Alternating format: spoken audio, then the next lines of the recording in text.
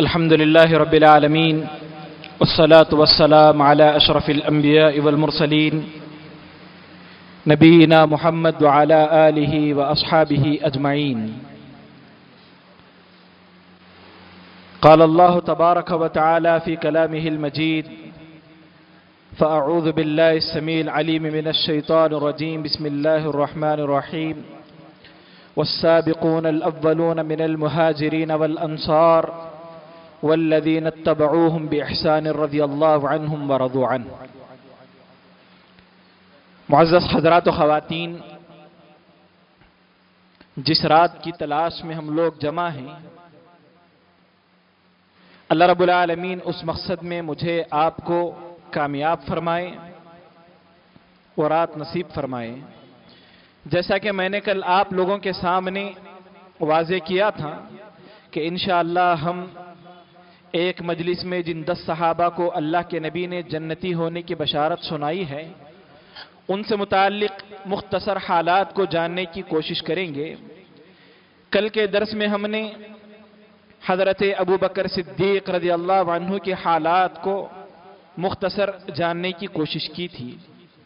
آج دوسرے خلیفہ حضرت عمر بن خطاب رضی اللہ عنہ سے متعلق اور ان کی زندگی کے نمایاں پہلو، جس میں میرے لیے آپ کے لیے نصیحت ہے، عبرت ہے، جاننے سمجھنے کی کوشش کریں گے. حضرت عمر بن خطاب رضی اللہ عنہ کا نام جیسا کہ واضح ہے، آپ اپنے نام ہی سے مشہور ہیں. ابو بکر اپنی کنیت سے معروف تھے. آپ کی کنیت ابو حفص تھی اپنی بیٹی کے نام سے، اور آپ کا لقب الفاروق تھا، اسی لیے حضرت عمر فاروق کہا جاتا ہے. آپ اللہ کے نبی صلی اللہ علیہ وسلم سے 13 سال چھوٹے تھے. عمر میں اللہ کے نبی سے 13 سال آپ چھوٹے تھے. اسلام سے پہلے آپ ان چند لوگوں میں شمار ہوتے تھے جنہیں لکھنا پڑھنا آتا تھا. مشہور قول کے مطابق مکہ میں تقریباً 19 لوگ تھے جنہیں پڑھنا لکھنا آتا تھا، جن میں حضرت عمر بن خطاب رضی اللہ عنہ بھی ایک ہیں. آپ بچپن میں اپنے باپ خطاب کی اونٹوں کو چرایا کرتے تھے. آپ چرواہے تھے. بسا اوقات اونٹ ادھر ادھر گم ہو جاتا تھا یا غفلت کرتے تھے حضرت عمر رضی اللہ عنہ، تو حضرت عمر فرماتے ہیں ان کے والد خطاب انہیں مارا کرتے تھے. آپ پہلوان تھے. وہاں کے مشہور بازار عکاظ میں آپ پہلوانی کیا کرتے تھے. آپ بڑے شہسوار، بڑے بارعب شخصیت تھے. اور حضرت عمر بن خطاب رضی اللہ عنہ کا خاندان ثالثی کردار ادا کرتا تھا. عرب میں جب بھی آپس میں جب جھگڑا ہو جائے تو بیچ میں داخل ہو کر کے فیصلہ کرنے یا اس معاملے کو سلجھانے کا جو کردار ہے، یہ حضرت عمر بن خطاب رضی اللہ عنہ کا خاندان کیا کرتا تھا. بات معروف ہے، مشہور ہے کہ اسلام لانے سے پہلے آپ اسلام کے سخت دشمن تھے.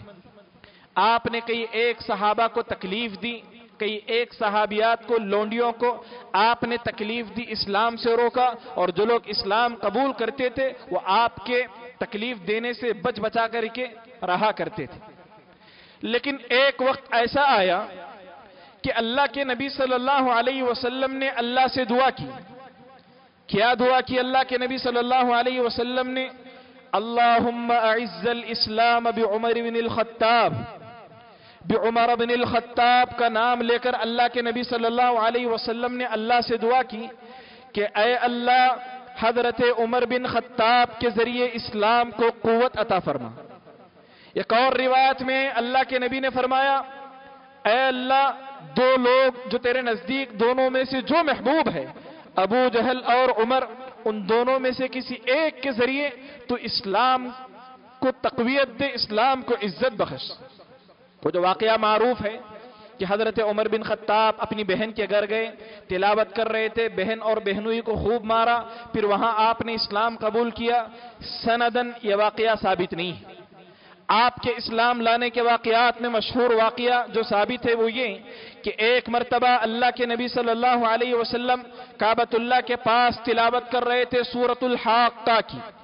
آپ اس تلاوت کو سن رہے تھے سورہ حاقہ میں قیامت کی ہولناکیوں کا تذکرہ ہے۔ حضرت عمر رضی اللہ عنہ متاثر ہو رہے تھے اس چیز سے، اللہ کے کلام کی تاثیر کو قبول کر رہے تھے۔ اتنے میں انہیں خیال آیا، لوگ کہتے ہیں یہ تو شاعر ہے، ایک شاعر کے کلام سے شاید ہو سکتا ہے میں بھی متاثر ہو رہا ہوں۔ اتنے میں اللہ کے نبی تلاوت کرتے ہیں وما هو بقول شاعر، یہ قرآن شاعر کا کلام نہیں۔ حضرت عمر سوچتے ہیں یہ تو کاہن ہے، میں نے جو سوچا اس کو معلوم ہو گیا۔ اللہ کے نبی تلاوت کرتے ہیں ولا بقول کاہن، یہ کاہن کا بھی کلام نہیں ہے۔ پھر حضرت عمر بن خطاب سوچتے ہیں جب یہ شاعر بھی نہیں کاہن بھی نہیں تو یہ کیا ہے؟ اللہ کے نبی تلاوت کرتے ہیں تنزیل من رب العالمین، یہ کلام تمام جہانوں کے رب سے نازل کردہ ہے۔ یہ واقعہ بھی، یہ تلاوت بھی حضرت عمر بن خطاب رضی اللہ عنہ کے اسلام لانے کا سبب بنتی ہے، اور ساتھ ہی اللہ کے نبی نے اللہ سے دعا کی تھی کہ اے اللہ حضرت عمر بن خطاب رضی اللہ عنہ کو اسلام عطا کر۔ تاریخ میں مؤرخین نے لکھا ہے حضرت عمر بن خطاب رضی اللہ عنہ اللہ کے نبی کی نبوت کے 6 سال ایمان لائے، اور ایمان لانے والوں میں آپ کا نمبر 42 ہے، 42، 40 پر 2ویں نمبر پر آپ اسلام لائے۔ اللہ کے نبی 6 سال دعوت و تبلیغ کا کام کیے، 6 سال میں ایمان لانے والے کتنے ہیں؟ صرف 42 افراد، 42واں نمبر حضرت عمر بن خطاب رضی اللہ عنہ کا آتا ہے۔ معزز حاضرین، ابن مسعود رضی اللہ عنہ فرماتے ہیں ما زلنا عزتا منذ اسلم عمر، جب سے عمر رضی اللہ عنہ نے اسلام قبول کیا اس کے بعد سے اسلام صرف سر بلند رہا۔ حضرت عمر سے پہلے مسلمان اور کافروں کے درمیان ایک فرق نہیں تھا، کفار اسلام لانے والوں کو کچھ بھی نہیں سمجھتے تھے، ان کی کوئی حیثیت ہی نہیں، کمزور طبقے کے لوگ سمجھا کرتے تھے۔ لیکن جیسے ہی حضرت عمر اسلام لائے، اسلام کو ایک طرح کی قوت ملی، مسلمان اس پوزیشن میں آ گئے کہ ہاں اب ایک مسلمانوں کی ایک جماعت ہے۔ ان مسلمانوں میں اور کفار میں فرق محسوس کیا جانے لگا، مسلمانوں کی جماعت نمایاں ہو کر کے آنے لگی۔ حضرت عمر کے اسلام لانے سے پہلے دار ارقم میں صحابہ اللہ کے نبی چھپ چھپا کر کے رہا کرتے تھے۔ جیسے ہی عمر فاروق رضی اللہ عنہ اسلام لائے، آپ اللہ کے نبی اور صحابہ کو لے کر کعبۃ اللہ کے پاس گئے، نماز ادا کی۔ حضرت عمر کی موجودگی میں کفار کو مسلمانوں کے قریب آنے کی ہمت نہیں ہوئی، تو فاروق اس لیے آپ کا لقب پڑا کہ آپ کے اسلام لانے کے بعد آپ یہ سبب بنے کہ آپ کی وجہ سے مسلمانوں کی جماعت اور کفار کی جماعت میں واضح حق اور باطل کا فرق نظر آنے لگا، اور مسلمانوں کی ایک حیثیت شمار کی جانے لگی۔ معزز حاضرین، آپ کو بھی بہت ساری تکلیفوں کا سامنا تھا اسلام لانے کے بعد۔ ایک مرتبہ حضرت عمر بن خطاب رضی اللہ عنہ اسلام لانے کے بعد ظہر تک ایک طرف حضرت عمر ہیں، ایک طرف کفار ہیں، وہ آپ کو اذیت تکلیف پہنچا رہے ہیں۔ یہاں سے حضرت عمر بن خطاب رضی اللہ عنہ ان کا مقابلہ کر رہے ہیں۔ حضرت عمر بن خطاب رضی اللہ عنہ فرماتے ہیں جب وہ تھک گئے تو انہوں نے کفار سے کہا اگر مسلمان 300 کے عدد میں ہوں اور تم بھی آ جاؤ تو اس دن حق اور باطل کا فرق ہو جائے گا۔ یہ فرق جنگ بدر کے موقع پر ہو گیا۔ معزز حاضرین، اسلام لانے کے بعد حضرت عمر بن خطاب رضی اللہ عنہ کو اللہ کے نبی نے کئی ایک بشارتیں دی، کئی ایک فضائل ہیں آپ کو اللہ کے نبی نے کئی ایک موقع پر جنتی ہونے کی بشارت دی۔ سب سے پہلی بات، اللہ کے نبی نے حضرت عمر بن خطاب رضی اللہ عنہ کے مومن ہونے کی گواہی دی کہ آپ حقیقی معنوں میں مومن ہیں۔ وہ لوگ جو حضرت عمر بن خطاب کو نعوذ باللہ مرتد کہتے ہیں، انہیں سمجھنا چاہیے کہ اللہ کے نبی نے کہا حضرت عمر بن خطاب رضی اللہ عنہ سے، ایک مرتبہ حضرت عمر نے اللہ کے نبی سے کہا احب الی من کل شیء الا نفسی، اے اللہ کے نبی آپ میرے نزدیک میری جان کے علاوہ ہر چیز سے افضل ہے، یعنی پہلے نمبر پر میری جان آتی ہے، اس کے بعد دنیا میں ہر چیز سے افضل اور محبوب آپ ہیں۔ اللہ کے نبی نے کہا ابھی تک ایمان اس قدر تمہارا مکمل نہیں ہوا، یہاں تک کہ میں تمہاری جان سے بھی زیادہ تمہارے نزدیک محبوب ہو جاؤں۔ حضرت عمر کہتے ہیں الآن یا رسول اللہ، اب اللہ کے رسول کہ آپ میری جان سے بھی زیادہ عزیز ہیں، تو اللہ کے نبی نے آپ کے ایمان کی گواہی دی، اللہ کے نبی نے آپ کے علم کی گواہی دی ہے کہ اللہ کے نبی صلی اللہ علیہ وسلم کو جو علم دیا گیا، اس علم میں اللہ کے نبی نے حضرت عمر سے متعلق کہا اللہ آپ کو ایسے علم سے نوازے گا جس علم کی بنیاد پر آپ فتنوں کا مقابلہ کریں گے۔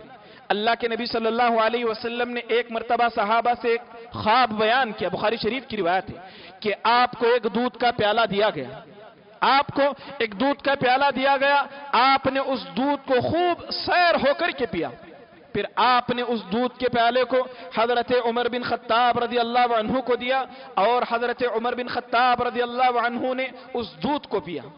پھر حضرت عمر بن خطاب اور صحابہ نے اس کی تعبیر پوچھی تو اللہ کے نبی صلی اللہ علیہ وسلم نے فرمایا العلم، دین کا علم اللہ رب العالمین حضرت عمر بن خطاب رضی اللہ عنہ کو عطا کرے گا۔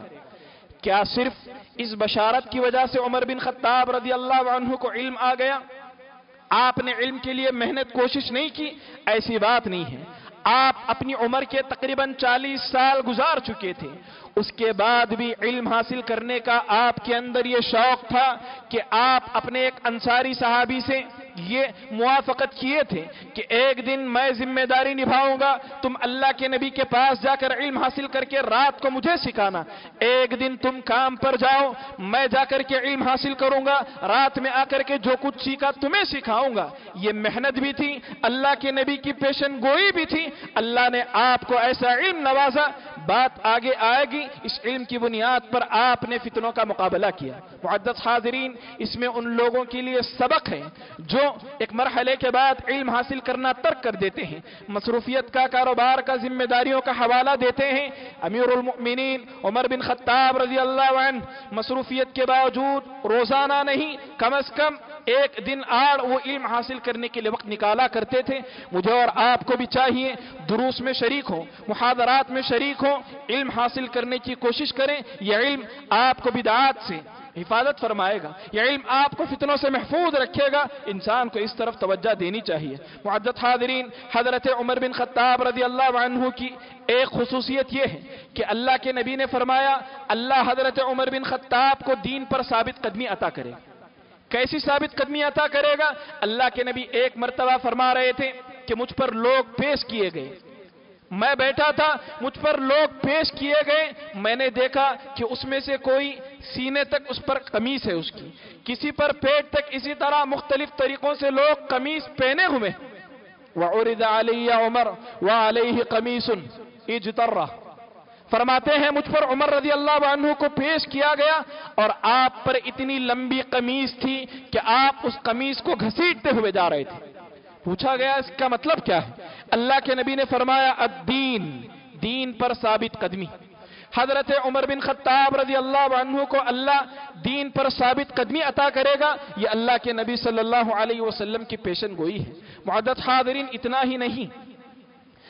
ہی نہیں، آپ کی جو سوچ تھی، آپ کا سوچنے کا جو انداز، آپ کی جو فکر تھی، شریعت نے اس کی بہت قدر کی۔ آپ کی سوچ کے مطابق اللہ رب العالمین نے قرآن مجید میں آیاتیں نازل فرمائی، آپ کی سوچ کے مطابق اللہ کے نبی صلی اللہ علیہ وسلم نے احکامات جاری کیے۔ حضرت عمر بن خطاب رضی اللہ عنہ نے ایک موقع پر اللہ کے نبی سے کہا اے اللہ کے نبی، آپ کے پاس فاسق و فاجر سب آتے ہیں، ایمان والے اور بدکار لوگ یعنی منافقین بھی آتے ہیں، آپ اپنی بیویوں کو پردے کا حکم دے، آپ اپنی بیویوں کو پردے کا حکم دے۔ پردے کا حکم نازل نہیں ہوا تھا۔ حضرت عمر رضی اللہ عنہ کی اس خواہش پر قرآن میں اللہ نے وحی نازل فرمائی وَإِذَا سَأَلْتُمُوهُنَّ مَتَاعًا فَاسْأَلُوهُنَّ مِنْ وَرَاءِ حِجَاب، جب تم ازواج مطہرات سے ضرورتاً کوئی سوال کرو تو حجاب کے پیچھے سے سوال کرو۔ حجاب سے متعلق اللہ رب العالمین نے آیتیں نازل فرمائی۔ اسی طرح ایک مرتبہ حضرت عمر کی خواہش تھی کہ مقام ابراہیم کو نماز پڑھنے کی جگہ بنائی جائے، اللہ نے قرآن مجید میں آیتیں نازل فرمائی وَاتَّخِذُوا مِن مَّقَامِ إِبْرَاهِيمَ مُصَلًّى۔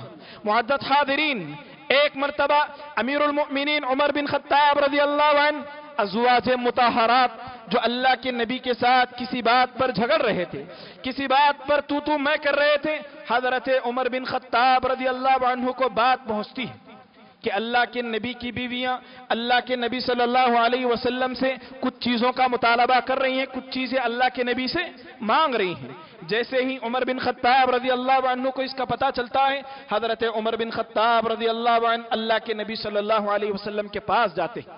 اللہ کے نبی صلی اللہ علیہ وسلم کے پاس جانے سے پہلے بیویوں کو مخاطب کر کے کہتے ہیں، سورہ تحریم کی آیت ہے، عسیٰ ربہ ان طلقکن، قریب ہے کہ اللہ کے نبی آپ کو طلاق دے دیں، آپ کی جگہ اللہ انہیں دوسری بیویاں عطا کر دے اگر تم اپنی حرکتوں سے باز نہیں آئے۔ حضرت عمر بن خطاب رضی اللہ عنہ نے یہ کلمات کہے تھے، ہو بہو اللہ رب العالمین نے سورہ تحریم میں انہی آیتوں کو نازل فرمایا۔ اللہ کے نبی صلی اللہ علیہ وسلم نے حضرت عمر بن خطاب سے کہا، یہ مجھ سے مال و متاع دنیاوی چیزیں کا مطالبہ کر رہی ہیں، عمر دنیاوی چیزیں مجھ سے مانگ رہی ہیں۔ اللہ کے نبی صلی اللہ علیہ وسلم کی بات کو سن کر امیر المؤمنین عمر بن خطاب رضی اللہ عنہ، چونکہ ان کی بیٹی بھی اللہ کے نبی کی زوجہ تھی، اپنی بیٹی کی طرف آگے بڑھتے ہیں اور ان کا گلا دبا کر انہیں ڈانٹنے لگتے ہیں۔ حضرت ابو بکر بھی اٹھتے ہیں، وہ بھی حضرت عائشہ کو ڈانٹتے ہیں اور کہتے ہیں، وہ چیز جو اللہ کے نبی کے پاس نہیں ہے تم کیوں مانگ رہی ہو؟ اللہ کے نبی کے پاس ایک چیز نہیں ہے، تم کیوں مانگ رہی ہو؟ دونوں سسر داماد کے سامنے اپنی بیٹیوں کو ڈانٹتے ہیں۔ آج بیٹی شوہر کی اپنے والد کے پاس شکایت لگا دیں، والد داماد کو فون کر کے یا مل کر کے ڈانٹتا ہے، یہ نہیں کہتا بیٹی سے اپنی شوہر کی طاقت استطاعت کا خیال رکھو چیزوں کے مطالبے میں۔ یہاں امیر المؤمنین عمر بن خطاب رضی اللہ عنہ اپنی بیٹی کو ڈانٹ رہے ہیں، وہ چیز جو اللہ کے نبی کے پاس نہیں تم اللہ کے نبی سے کیوں مانگ رہی؟ اس فکر سے متعلق حضرت عمر بن خطاب نے ازواج مطہرات کو جو بات کہی، اللہ رب العالمین نے اس سے متعلق آیتیں نازل فرمائی۔ معزز حاضرین، مشہور واقعہ ہے جنگ بدر کے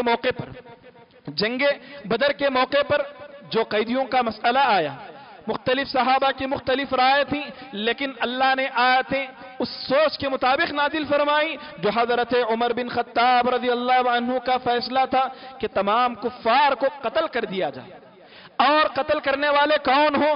جن کا رشتہ دار مسلمان ہے وہ اپنے کافر رشتہ دار کو قتل کریں تاکہ کفر کی حمایت سے متعلق انسانوں کے جو جذبات ہیں وہ کچل کر کے رہ جائیں۔ اس سوچ سے متعلق قرآن نے تائید کی اور اللہ رب العالمین نے آیتیں نازل فرمائی۔ معزز حاضرین، اسی طرح اذان کا مسئلہ، مدینہ جانے کے بعد اذان سے متعلق جو آیات جو احادیث ہیں، ان حدیثوں میں یہ بات ہے کہ حضرت عمر بن خطاب رضی اللہ عنہ کا یہی مشورہ تھا، اور اذان سے متعلق آپ نے خواب بھی دیکھا تھا۔ الغرض کئی ایک ایسے مواقع ہیں جن میں اللہ رب العالمین نے حضرت عمر بن خطاب رضی اللہ عنہ کی سوچ، آپ کی فکر، آپ کا جو نظریہ تھا، اس سے متعلق اللہ رب العالمین نے آیتیں نازل فرمائی۔ یہ حضرت عمر کی شان، آپ کی منقبت، آپ کی فضیلت پر دلالت کرنے والی چیزیں۔ معزز حاضرین، نبوی دور میں ہجرت کرنے کا حکم دیا گیا، مکی دور میں ہجرت کرنے کا حکم دیا گیا، سب لوگ ہجرت کر رہے ہیں۔ حضرت عمر بن خطاب رضی اللہ عنہ کی شان دیکھیں آپ، چھپتے چھپاتے سب لوگ ہجرت کر رہے ہیں۔ حضرت عمر بن خطاب رضی اللہ عنہ اپنے ساتھ 20 صحابہ کو لے کر کے ہجرت کرتے ہیں۔ ہجرت کرنے سے پہلے کعبۃ اللہ کے پاس جاتے ہیں، کفار کو للکار کے کہتے ہیں، آج جس کو یہ منظور ہو کہ اس کی موت پر اس کی ماں نوحہ کرے، اس کی موت پر اس کی بیوی بیوہ بن جائے، آئے مجھ سے مقابلہ کر لے۔ لیکن کوئی آتا نہیں۔ اپنے ساتھ مورخین لکھتے ہیں 20 صحابہ کو لے کر کے آپ ہجرت کرتے ہیں۔ مدینہ پہنچ گئے۔ مدینہ پہنچنے کے بعد غزوات کا مرحلہ آتا ہے۔ تمام غزوات میں آپ اللہ کے نبی صلی اللہ علیہ وسلم کے ساتھ رہے۔ آپ جب بھی بحیثیت ذات موقع ملا تو آپ نے اپنی محنت لگائی، مال کا موقع ملا تو آپ نے بے دریغ مال لٹایا۔ جنگ تبوک کا مرحلہ آپ نے بارہا سنا ہوگا، حضرت ابو بکر اپنی پوری دولت کو لٹاتے ہیں۔ اس موقع پر عمر فاروق رضی اللہ عنہ اپنی دولت کا تقریباً آدھا حصہ اس جنگ کے لیے لگاتے ہیں۔ یہ حضرت عمر بن خطاب رضی اللہ عنہ کی دین سے متعلق قربانیاں۔ ایک مرتبہ اللہ کے نبی صلی اللہ علیہ وسلم نے حضرت حفصہ رضی اللہ عنہا سے نکاح کا ارادہ ظاہر کیا تو اس سے پہلے حضرت عمر بن خطاب رضی اللہ عنہ تیار ہو گئے اور اپنی بیٹی کا نکاح اللہ کے نبی صلی اللہ علیہ وسلم سے کر دیا۔ معزز حاضرین، مدینے میں بھی آپ کا یہ کردار رہا کہ آپ ہمیشہ دین کی سربلندی کے لیے کوششیں کیا کرتے تھے۔ اللہ کے نبی صلی اللہ علیہ وسلم کی وفات کے بعد اس دین کی حفاظت کے لیے آپ نے ابو بکر صدیق رضی اللہ عنہ کا ساتھ دیا۔ آپ نے ابو بکر صدیق رضی اللہ عنہ کو ایسے ایسے مشورے دیے جس سے آج بھی امت فائدہ اٹھا رہی ہے۔ مثلا قرآن کو جمع کرنے کا مشورہ حضرت عمر بن خطاب رضی اللہ عنہ نے حضرت ابو بکر صدیق رضی اللہ عنہ کو دیا تھا۔ آپ کے مشورے پر عمل ہوا۔ آج مصحف کی شکل میں ہمارے نزدیک قرآن موجود ہے۔ جب بھی ہم قرآن پڑھیں گے آپ کو مصحف کی شکل میں جو نعمت موجود ہے اس کا اجر ابو بکر صدیق رضی اللہ عنہ اور حضرت عمر بن خطاب رضی اللہ عنہ دونوں کو جائے گا۔ معزز حاضرین، اللہ کے نبی صلی اللہ علیہ وسلم کے خلیفہ ابو بکر صدیق کے انتقال کے بعد دوسرے خلیفہ حضرت عمر بن خطاب رضی اللہ عنہ بنے۔ آپ کی خلافت تقریباً 10 سال 6 مہینے 4 دن تک رہی۔ آپ نے اپنی خلافت میں ایسے کارنامے انجام دیے، ایسا نظام، ایسا طرز عمل برتا کہ آج تک کفار اور مسلمان دونوں اس سے فائدہ اٹھا رہے ہیں۔ آپ خلیفہ بننے کے بعد سب سے پہلے آپ کی جو ذمہ داری تھی، آپ نے عقیدہ توحید کی حفاظت کے لیے اقدامات کیے۔ مسلمان توحید پر ثابت قدم رہیں، ان کا عقیدہ، ان کا ایمان محفوظ رہیں، سنت رسول محفوظ رہیں۔ آپ نے اس کی کوشش پورے خلافت کے دور میں کی۔ اللہ کے نبی صلی اللہ علیہ وسلم کے یہ صحابی ایک مرتبہ کعبۃ اللہ کا طواف کر رہے ہیں۔ کعبۃ اللہ کا طواف کرتے ہوئے حجر اسود کو دیکھتے ہیں، دیکھ کر کے فرماتے ہیں انی اعلم انک حجر، میں جانتا ہوں کہ تو پتھر ہے، میں جانتا ہوں کہ تو پتھر ہے، لا تضر ولا تنفع، تو نہ نفع پہنچا سکتا ہے تو نہ نقصان پہنچا سکتا ہے۔ لولا انی رأیت النبی صلی اللہ علیہ وسلم یقبلک ما قبلتک، اگر میں نے اللہ کے نبی کو تجھے بوسہ دیکھتے ہوئے نہ دیکھتا تو میں تجھے کبھی بوسہ نہیں دیتا۔ آپ کا یہ کردار اس لیے تھا کہ بہت سارے لوگ نئے نئے اسلام قبول کیے تھے، بت پرستی کے ان کے اثرات ہو سکتا ہے ان کے نزدیک تھے۔ آپ اپنے اس کردار سے، اپنے اس جملے سے ان لوگوں کو بتانا چاہتے تھے اسلام میں پتھروں کی تعظیم کا کوئی رجحان نہیں، پتھروں کی تعظیم کا کوئی عقیدہ نہیں۔ ہم جو حجر اسود کو چوم رہے ہیں یہ نبی کی اتباع میں چوم رہے ہیں، اس لیے نہیں کہ وہ بذات خود معزز ہے، نبی کا کردار ہمیں بتلاتا ہے اس لیے ہم اس کی اقتداء کرتے ہیں۔ معزز حاضرین، ہمیشہ عقیدہ توحید کی آپ فکر کیا کرتے تھے۔ ہرمز تستور ایک علاقہ ہے، اس کو آپ نے فتح کیا، ایران کا علاقہ ہے، آپ نے اس کو فتح کیا۔ وہاں پر فتح کرنے کے بعد دیکھا کہ ہرمزان کے دربار میں ایک تخت ہے اور اس پر ایک ناش ہے جو بحفاظت ہے۔ انتقال کے بعد بھی اس ناش کو کچھ بھی نہیں ہوا، صحیح سالم ہے۔ روایات کے مطابق مصنف ابن ابی شیبہ میں اور امام بہقی رحمۃ اللہ علیہ نے بھی یہ بات نقل کی ہے کہ وہ حضرت دانیال علیہ السلام کی ناش تھی، وہ ان کا جنازہ تھا۔ لیکن کیا کیے لوگ، کیا کرتے تھے اس سے متعلق، وہ جو کفار تھے جب بھی قحط سالی آتی یا بارش نہیں ہوتی، حالات پریشان کن ہوتے، قبر سے تابوت سے نکال کر کے اس ناش کو سامنے رکھا جاتا اور اللہ سے مدد طلب کی جاتی یا معبودان باطلہ سے مدد طلب کی جاتی اور مسائل کے حل کے لیے اس ناش کو باہر نکالا جاتا۔ مسلمانوں نے علاقے کو فتح کیا اور اس غلط عقیدے کو، اس غلط بدعقیدگی کو ختم کرنے کے لیے عمر بن خطاب رضی اللہ عنہ نے کیا کیا، اپنے خلیفہ کی طرف اپنے گورنر کو خط لکھا کہ رات کے وقت تقریباً کئی قبریں کھودو اور کسی کو پتہ نہ چلے، کسی ایک قبر میں اس کو دفن کر دینا۔ تقریباً 13 قبریں کھودی گئیں اور ان 13 قبروں میں سے کسی ایک قبر میں دانیال علیہ السلام کی ناش کو دفن کر دیا گیا تاکہ جب اس طرح کے پریشان کن حالات رہیں پتہ نہ چلے کہ کس قبر میں یہ ناش کو دفن کیا گیا ہے، تاکہ لوگوں سے یہ بدعقیدگی ختم ہو جائے۔ یہ حضرت عمر بن خطاب رضی اللہ عنہ کی سوچ تھی۔ اس کے علاوہ بھی میں نے آپ لوگوں کے سامنے درس کے دوران بھی یہ بات بتائی ہے، آپ آثار پرستی کے سخت خلاف تھے۔ لوگوں میں آثار پرستی کا آج بھی رجحان ہے۔ کسی نیک متقی لوگ کو دیکھتے ہیں، اس کی شان میں، اس کی عزت میں اس قدر غلو کرتے ہیں، بسا اوقات یہ سمجھتے ہیں کہ یہ شخصیت ہی پورا دین ہے، یہ شخصیت ہی پورا اسلام ہے، اس قدر اس کی آؤ بھگت کرنے لگتے ہیں۔ اس نظریے کی تردید کے لیے عمر بن خطاب رضی اللہ عنہ نے یہ کردار پیش کیا کہ آپ نے جہاں مسلمانوں نے بیعت رضوان کی تھی، وہ جو درخت تھا اس درخت کو آپ نے کٹوا دیا۔ ہوا یوں کہ مسلمان جب حج کے لیے، عمرہ کے لیے جاتے، اس جگہ پر رکتے یا پھر آگے چل کر کے اس جگہ پر نمازیں پڑھنے لگے۔ حضرت عمر بن خطاب کو علم ہوا کہ آج لوگ وہاں زیارت کر رہے ہیں یا پھر نمازیں پڑھ رہے ہیں، ایک وقت آئے گا کہ لوگ وہاں پر عقیدت مندی کے ساتھ رکیں گے، عبادت کرنے لگیں گے۔ اس فتنے کے ڈر سے عمر بن خطاب رضی اللہ عنہ نے مسلمانوں کے دین کی حفاظت کے لیے اس درخت کو کٹوا دیا، اس درخت کو کٹوا دیا۔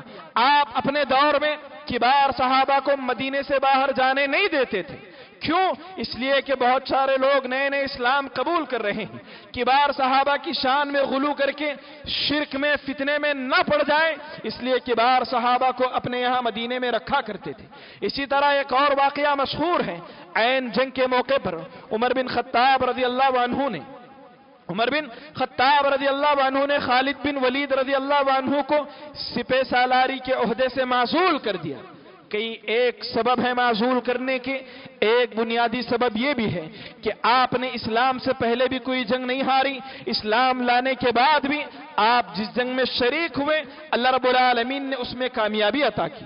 مسلمانوں میں کہیں نہ کہیں ہرگز یہ نظریہ پیدا نہ ہو جائے کہ جنگ میں خالد بن ولید شریک ہیں، ان کی مہارت، ان کا کمال اتنا ہے کہ یہ باہر نکال لے جائیں گے، کہیں اس طرح کی بات نہ آ جائے، اس لیے عین جنگ کے موقع پر انہیں معزول کرتے ہیں اور ابو عبیدہ بن جراح رضی اللہ عنہ کو سپہ سالار بناتے ہیں۔ معدد حاضرین، یہ حضرت عمر فاروق رضی اللہ عنہ کا کردار ہے کہ آپ خلیفہ بننے کے بعد ہمیشہ یہ فکر کرتے تھے کہ مسلمانوں کا دین صحیح رہے، عقیدہ صحیح رہے، سنتوں کی اتباع ہو۔ ایک مرتبہ آپ کعبۃ اللہ کے پاس ہیں، آپ نے فرمایا ابھی رمل کرنے کی کیا ضرورت ہے، یعنی طواف کے دوران جو 3 چکر تیزی سے لگانا ہے اس کی ابھی کیا ضرورت ہے؟ اس لیے کہ اللہ کے نبی نے جب حکم دیا تھا اس وقت معاملہ یہ تھا کہ کفار مسلمانوں کو کمزور سمجھ رہے تھے، ہم اپنی طاقت کا مظاہرہ کرتے ہوئے تیز دوڑیں، ابھی تو مرحلہ نہیں ہے، ضرورت کیا ہے اس کی کرنے کی؟ آگے خود ہی فرماتے ہیں اللہ کے نبی کا حکم ہے اور اللہ کے نبی کے حکم پر ہم ہر حال میں عمل کریں گے۔ اللہ کے نبی کی اقتداء میں آج کیا ہمیشہ ہم جب بھی طواف کریں گے اس وقت رمل کریں گے۔ یہ حضرت ابوبکر صدیق رضی اللہ عنہ کا کردار تھا۔ آپ سنت کی اس قدر تعظیم اور اس کی حفاظت کرنے کا اس قدر اہتمام کیا کرتے تھے۔ آج میں اور آپ بہت سارے لوگ حدیث رسول کے نام پر کس کی بھی بات سنتے ہیں، حدیث رسول کے نام پر کوئی بھی پوسٹ ہم نشر کرتے ہیں، گرچہ وہ موضوع من گھڑت ضعیف روایت ہوتی ہے۔ یہ امیر المؤمنین ہیں جو حدیث رسول کے متعلق اس قدر تحقیق کرتے ہیں کہ ایک مرتبہ ابو موسیٰ اشعری رضی اللہ عنہ آپ کے گھر کے باہر آئے، 3 مرتبہ امیر المؤمنین کو آواز دی، آپ نے ان کا جواب نہیں دیا اور ابو موسیٰ اشعری رضی اللہ عنہ لوٹ گئے، واپس چلے گئے۔ بعد میں امیر المؤمنین نے حضرت ابو موسیٰ اشعری رضی اللہ عنہ کو بلوایا، پوچھا تم نے آواز دی اور چلے گئے، ایسا کیوں؟ فرماتے ہیں میں نے اللہ کے نبی سے سنا ہے ہم کسی کے گھر کے باہر جائیں 3 مرتبہ اسے آواز دیں، اگر وہ جواب نہ دے تو واپس لوٹ جاؤ، میں نے 3 مرتبہ پکارا، آپ نے آواز نہیں دی، میں لوٹ گیا۔ حضرت عمر بن خطاب کو پتا نہیں تھا کہ یہ حدیث ہے، کہنے لگے اپنی اس بات پر گواہ لاؤ ورنہ میں تمہیں سزا دوں گا۔ ابو موسیٰ اشعری رضی اللہ عنہ، ابی بن کعب اور بعض روایتوں کے مطابق ابو سعید خدری رضی اللہ عنہ کو بطور گواہ لے جاتے ہیں اور وہ کہتے ہیں کہ ہاں یہ حدیث ہے، ہم نے اللہ کے نبی سے سنا ہے۔ بعض روایتوں کے مطابق حضرت عمر بن خطاب رضی اللہ عنہ فرماتے ہیں اے ابو موسیٰ یہ بات نہیں ہے کہ میں تم پر اعتبار نہیں کرتا، بات یہ ہے حدیث رسول کا نام لے کر کچھ بھی بات دھڑلے سے نہ کہہ دے، یہ احتیاط واقعی رہے، اس لیے میں نے ایسا کیا ہے۔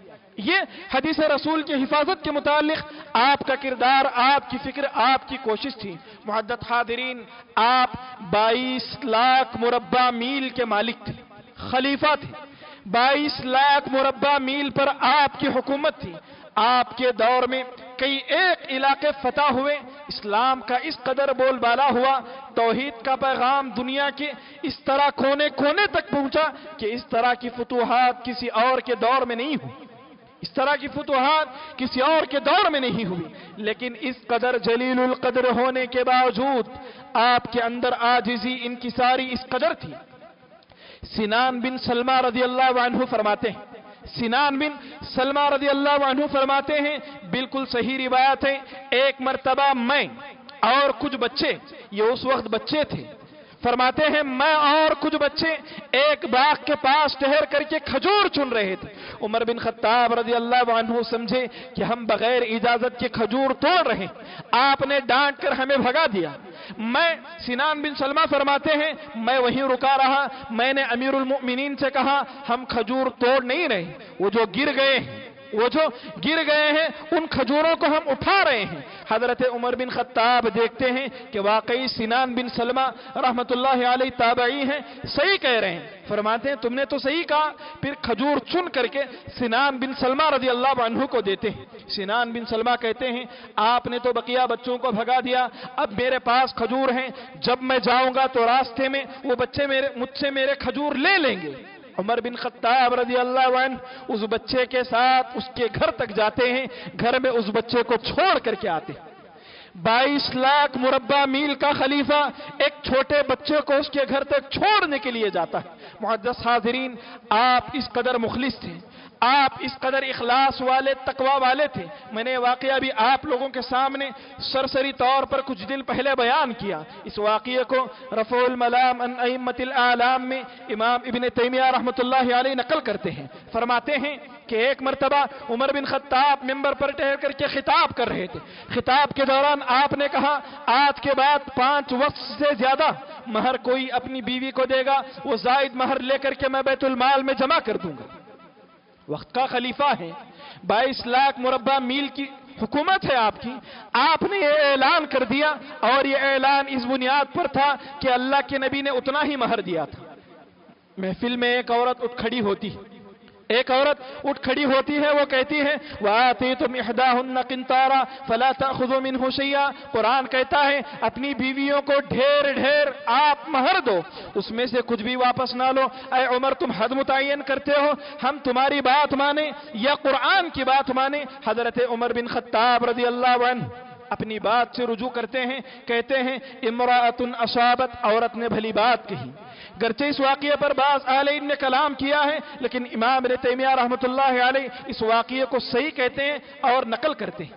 دیکھیے کس قدر معزز ہیں آپ، کس قدر آپ کی فضیلت، آپ کی شان، آپ کی سوچ کے مطابق قرآن نازل ہوتا ہے، لیکن آپ کا کردار یہ ہے بڑی محفل میں ایک عورت آپ کو ٹوکتی ہے، آپ اس کی بات کو سنتے ہیں، قبول کرتے ہیں، آپ ایک بچے کو اس کے گھر تک چھوڑنے کے لیے جاتے ہیں۔ معزز حاضرین، آپ اپنی دور حکومت میں تمام صحابہ کو ایک نظر دیکھتے تھے، آپ کے اندر اقربا پروری نہیں تھی، ہر ایک کو اس کا درجہ دیا کرتے تھے۔ آپ اپنے بچوں کو زیادہ دینا اس لیے کہ آپ حکمران ہیں، حکمران کے بچے ہیں، یہ نظریہ آپ کے اندر نہیں تھا۔ واقعہ ہے، صحیح سند کے ساتھ ثابت ہے، عبداللہ بن عمر رضی اللہ عنہ نے ایک اونٹ خریدا۔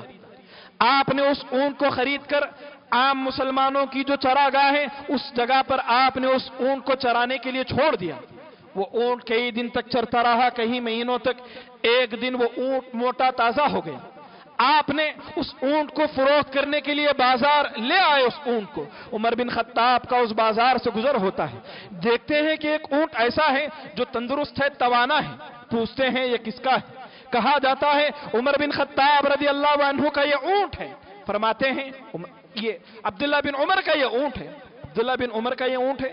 بلاتے ہیں، پوچھتے ہیں مجھے پتا نہیں تھا، تم اس اونٹ کو کہاں رکھتے تھے، کہاں تم اس کو چراتے تھے؟ فرماتے ہیں عام مسلمانوں کی چراگاہ میں میں اس کو چراتا تھا۔ کہتے ہیں تب تو وہ لوگ یہ کہہ کر رعایت کرتے ہوں گے یہ خلیفہ کا بیٹا ہے، اس کے اونٹ کو پہلے چھوڑو، یہ خلیفہ کا بیٹا ہے، اس کے اونٹ کو پہلے پانی پلاؤ، اس طرح تم نے رعایتیں لی ہوں گی۔ میں تمہیں یہ حکم دیتا ہوں اس اونٹ کو جس اصل قیمت پر تم نے خریدا تھا اسی قیمت پر بیچو، اور جو زائد رقم ملتی ہے بیت المال میں اس رقم کو جمع کر دو۔ یہ خلیفہ ہونے کے باوجود آپ کا اپنے گھر والوں کے ساتھ کردار تھا۔ حضرت امیر المؤمنین اسامہ بن زید رضی اللہ عنہ کا وظیفہ 4000 درہم رکھتے ہیں، اور اپنے بیٹے عبداللہ بن عمر کا وظیفہ بیت المال سے 3500 رکھتے ہیں۔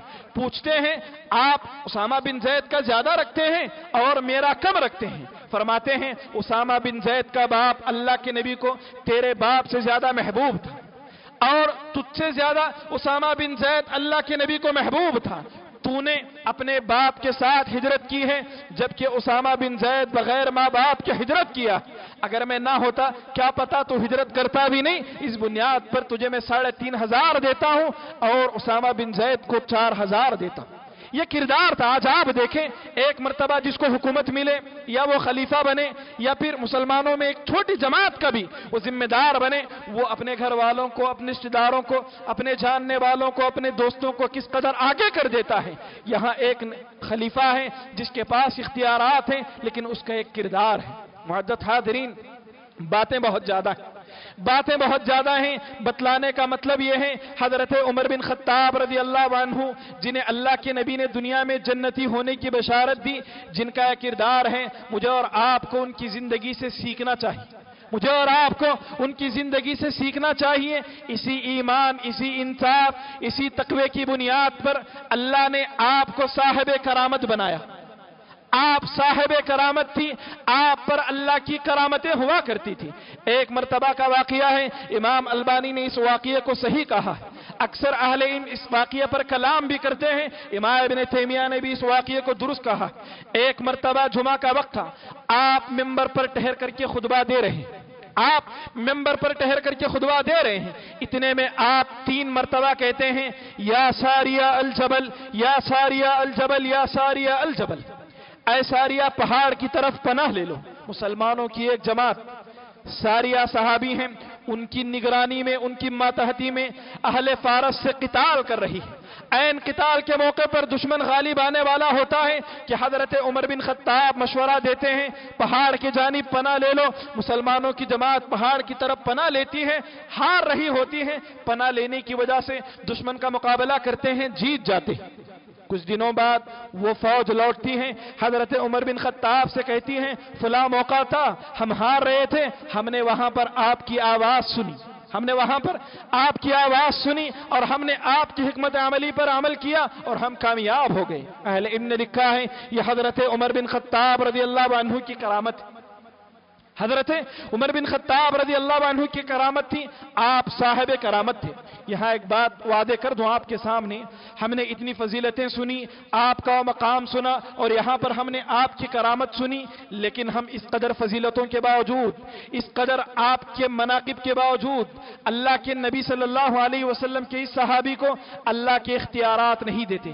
آج کیا ہوتا ہے، اللہ کے کسی ولی سے کوئی ایک کرامت ہوتی ہے کرامت، لیکن اس ایک کرامت کی بنیاد پر ہم اللہ کے اختیارات اس ولی کو دیتے ہیں، اور جب مسلمان کوئی روکتا ہے اس کو کہ تم اس کو اللہ کا حق کیوں دے رہے ہو، وہ اس کرامت کا حوالہ دیتے ہیں کہ ان سے اس طرح کی کرامت ہوئی تو کیا وہ یہ کام نہیں کر سکتے۔ یعنی ایک کرامت کو بنیاد بنا کر سارے کے سارے اللہ کے حق دنیا میں لوگ ولیوں کو دیتے ہیں۔ یہاں ایک کرامت حضرت عمر بن خطاب رضی اللہ عنہ سے ثابت ہوئی، لیکن اس ایک کرامت کی بنیاد پر انہیں اللہ کا حق نہیں دے دیا گیا، ان کے حق میں یہ دعویٰ نہیں کیا گیا۔ یہاں ٹھہرے ہیں، ہزاروں میل دور واقعے کی اطلاع انہیں مل رہی ہے۔ کیا اس واقعے کو بنیاد بنا کر صحابہ نے یہ کہا کہ یہ غیب جانتے تھے، انہیں دنیا میں جو کچھ ہو رہا ہے اس کی خبر ہے؟ صحابہ ایسا نہیں کہتے تھے، اور ایسا حضرت عمر کو علم بھی نہیں تھا۔ ایک مرتبہ حضرت عمر بن خطاب رضی اللہ عنہ عین چلچلاتی گرمی میں باہر نکل رہے ہوتے ہیں گھبرا کر کے. ان کا غلام اسلم انہیں روکتا ہے, پوچھتا ہے کیا معاملہ ہے؟ فرماتے ہیں بیت المال کا ایک اونٹ نہیں مل رہا ہے, اس اونٹ کی تلاش میں نکل رہا ہوں. ایک موقع ہے ہزاروں میل دور کی خبر آپ کو مل جاتی ہے, ایک موقع ہے آپ کے علاقے میں ایک اونٹ گم ہے, آپ کو اس کی خبر نہیں. ایک کرامت کو بنیاد بنا کر لوگ جو عاد ولیوں کو سارا حق دیتے ہیں, یہاں کرامت ثابت ہے. کسی صحابی نے, کسی تابعی نے اس کرامت کی بنیاد پر امیر المؤمنین عمر بن خطاب کو وہ درجہ و فضیلت عطا نہیں کی. الغرض, ایک آخری بات بتا کر میں اپنی بات مکمل کرتا ہوں. معزز حاضرین, اس قدر سنہرے دور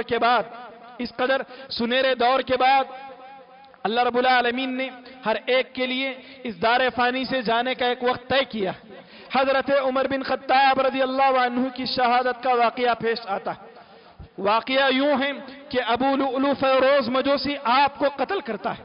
یہ حضرت مغیرہ بن شعبہ کا غلام تھا. ایک مرتبہ آپ نے فیصلے میں مغیرہ بن شعبہ رضی اللہ عنہ کی حمایت کی تھی, جس میں اس کی بات کی تائید نہیں ہوئی تھی, جس کی وجہ سے اس نے دل میں یہ بات رکھ لی تھی, نعوذ باللہ حضرت عمر بن خطاب رضی اللہ عنہ کو قتل کرنے کا ارادہ کر لیا تھا. فجر کا موقع ہوتا ہے, روایات کے مطابق ذی الحجہ کا مہینہ ہے. آپ فجر کی نماز کے لیے نکلتے ہیں. سورہ یوسف میمون فرماتے ہیں, یہ تابعی ہیں, فرماتے ہیں سورۃ النحل یا سورہ یوسف دونوں میں سے کسی ایک سورت کی آپ تلاوت کر رہے تھے.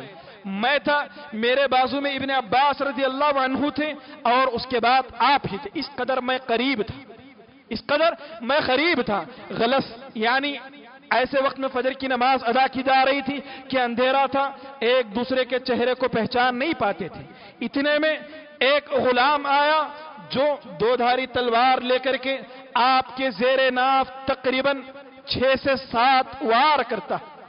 آپ کتے نے کاٹ لیا, کتے نے قتل کر دیا, اس طرح کی آواز کرتے ہیں, اور حضرت عبد الرحمن بن عوف رضی اللہ عنہ کو پکڑ کر کے اپنی نماز کی جگہ پر کھڑا دیتے ہیں. یہ قتل کرنے والا مجوسی بھاگتے ہوئے تقریباً 13 صحابہ کو زخمی کرتا ہے, جس میں سے 7 یا 9 صحابہ وفات پا جاتے ہیں. 7 یا 9 افراد وفات پا جاتے ہیں. حضرت عمر بن خطاب رضی اللہ عنہ کے بعد عبد الرحمن بن عوف رضی اللہ عنہ امامت کرتے ہیں.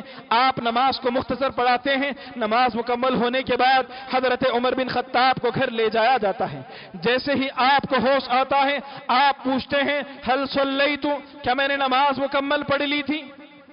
دیکھیے کیسا ایمان ہے امیر المؤمنین کا. جان جا رہی ہے, جان جانے جیسا زخم ہے. ہوش آنے پر سوال کرتے ہیں ہل صلیتو, کیا میں نے نماز ادا کر لی؟ آپ کو بتایا جاتا ہے آپ بے ہوش ہو گئے تھے, آپ نے نماز ادا نہیں کی. آپ سب سے پہلا کام کیا کرتے ہیں؟ آپ جس حالت میں ہیں اسی حالت میں نماز ادا کرتے ہیں. فجر کی نبیذ لائی جاتی ہے, آپ کو پلایا جاتا ہے, پیٹ کی جگہ سے وہ نبیذ نکل جاتی ہے. دودھ لایا جاتا ہے, آپ کے زخم جس میں چھید تھا وہاں سے دودھ بھی باہر آنے لگتا ہے. لوگوں کو علم ہو جاتا ہے کہ یہ مرض ایسا ہے کہ اس میں امیر المؤمنین وفات پانے والے. آپ کی عیادت کرنے والوں میں ایک شخص ایسا ہوتا ہے جو عیادت کرنے کے لیے آتا ہے, آپ کی تعریف کرتا ہے, اللہ کے نبی کے ساتھ جو آپ کی صحبت تھی اس کا حوالہ دیتا ہے. امیر المؤمنین فرماتے ہیں میری نیکیاں اور میرے گناہ برابر کر دیے جائیں, مجھے کوئی فضیلت نہ ملے, یہ میرے لیے کافی ہے کہ قیامت کے دن میں بچ جاؤں. وہ واپس جا رہا ہوتا ہے, دیکھتے ہیں کہ اس کا پیجامہ, اس کا ازار ٹخنے سے نیچے ہوتا ہے. بلا کر کے اس طرح نازک موقع پر بھی اسے نصیحت کرتے ہیں اپنے پینٹ پیجامے کو ٹخنے سے اوپر رکھو, یہ اللہ کے نزدیک انسان کے متقی ہونے کی علامت ہے. معزز حاضرین, جب حضرت عمر بن خطاب کو یہ پتہ چل جاتا ہے, یہ احساس ہو جاتا ہے کہ وہ مر رہے ہیں, وفات پانے والے ہیں, اپنے بیٹے عبداللہ بن عمر رضی اللہ عنہ سے کہتے ہیں جاؤ حضرت عائشہ کے پاس جا کر کے اجازت لینا کہ میں ابو بکر صدیق اور اللہ کے نبی کے پہلو میں دفن ہونا چاہتا ہوں, لیکن یہ نہ کہنا کہ امیر المؤمنین کہہ رہے ہیں, یہ کہنا کہ عمر بن خطاب کہتے ہیں. عبداللہ بن عمر جاتے ہیں, پوچھتے ہیں, حضرت عائشہ رضی اللہ عنہا اجازت دے دیتی. حضرت عمر بن خطاب اپنے بیٹے سے کہتی ہیں میں زندہ ہوں, میں کیا سوچوں گا, ہو سکتا ہے یہ سمجھ کر ام المؤمنین نے کہہ دیا ہو میری وفات کے بعد دوبارہ پوچھنا, کیا پتا उम्मुल मोमिनीन का इरादा बदल गया हो। वफात के बाद दोबारा पूछा जाता है, हजरत आयशा रजी अल्लाह अन्हा इजाजत देती हैं, आपको हजरत अबू बकर सिद्दीक रजी अल्लाह अन्हु के बाजू में दफन किया जाता है। आपकी नमाज जनाजा पढ़ाने वाले हजरत सुहैब रूमी रजी अल्लाह अन्हु। मुअद्दद हाज़िरीन, इसके बाद के हालात और हजरत उस्मान बिन अफ़्फ़ान रज़ी अल्लाह अन्हु की जो खिलाफत शुरू होती है उससे मुतालिक कल के दर्स में हम सुनने की कोशिश करेंगे। इस तरह एक खलीफा अमीरुल मोमिनीन उमर बिन खत्ताब रज़ी अल्लाह अन्हु जन्नती सहाबी का खात्मा होता है, उनकी वफात होती है। अल्लाह रब्बुल आलमीन आपको करवट करवट जन्नत नसीब करें, अल्लाह आपके दरजात को बुलंद करें, अल्लाह आपके हक में हम तमाम को दुआ करने की तौफीक नसीब फरमाएं।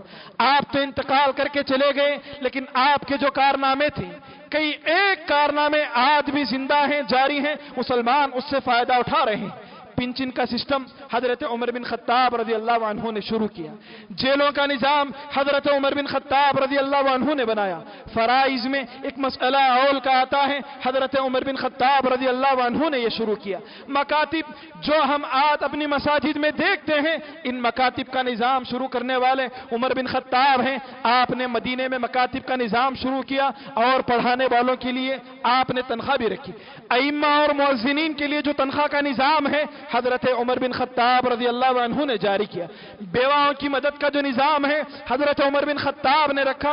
बैतुल माल का जो निजाम है यह भी हजरत उमर बिन खत्ताब रजी अल्लाह अन्हु ने शुरू किया। और जो अदालतों का निजाम है यह भी हजरत उमर बिन खत्ताब रजी अल्लाह अन्हु ने शुरू किया।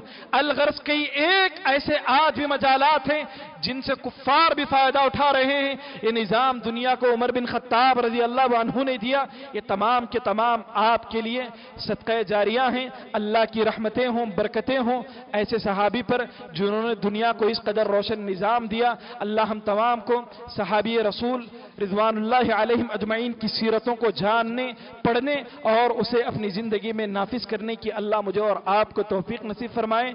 इंशाअल्लाह कल के दर्स में हम लोग हज़रत उस्मान बिन अफ़्फ़ान रज़ी अल्लाह अन्हु से मुताल्लिक़ सुनेंगे। जो भी बातें हम सुनते हैं अल्लाह हम तमाम को इन बातों को अपनी ज़िंदगी में अल्लाह लागू करने की तौफीक नसीब फरमाए। आमीन। तक़ब्बल या रब्बल आलमीन।